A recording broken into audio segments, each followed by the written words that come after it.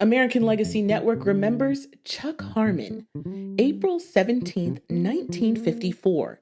That's when the first black player made his debut with the Cincinnati Reds, Major League Baseball's oldest professional franchise. His name, Charles Byron Harmon.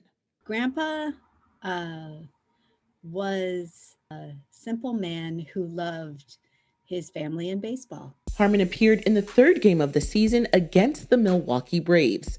That was 7 years after Jackie Robinson broke MLB's color barrier with the Brooklyn Dodgers. I believe at the time when he went, he was either the seventh or eighth black player at the time. But he didn't think of it. He just thought another Cincinnati Red, another teammate. He didn't look at it as any groundbreaking thing at the time. Harmon was born in 1924 in Washington, Indiana. He was a standout in both basketball and baseball. And in 1941 and 1942, he led his high school's basketball team to back-to-back state championship titles. He went on to earn a scholarship to the University of Toledo as an all-star player. Marty Pieratt wrote about Harmon's experience in his book, The First Black Red. Chuck said he didn't have too much intimidation in the major leagues because he was used to playing before 10, 12, 15,000 people in high school tournaments and in his high school years. So he was used to pressure. In 1947, Harmon briefly played with the Negro League Indianapolis Clowns, using the alias Charlie Fine. He then signed a contract with the St. Louis Browns farm team. While serving 3 years stateside in the Navy during World War II, Harmon joined a black baseball team. His roommate, Larry Doby, was the second black player to join the major leagues. Harmon then returned to Toledo and focused solely on baseball. The story that my dad told me is that he was trying out for the Celtics, and he got beat out by Bob Cousy, and he decided just to concentrate more on baseball. It was just a matter that he couldn't make it in one sport, and he had the God-given talent to make it in another sport. Harmon and his family experienced racism just as other prominent black players in the league. He would always bring up his wife. His wife was light-skinned. His wife couldn't sit with the white players because she was married to a black man. So many times Chuck said she would go out and sit in the parking lot with little kids and listen to the game on radio. He said she had a much tougher way to go.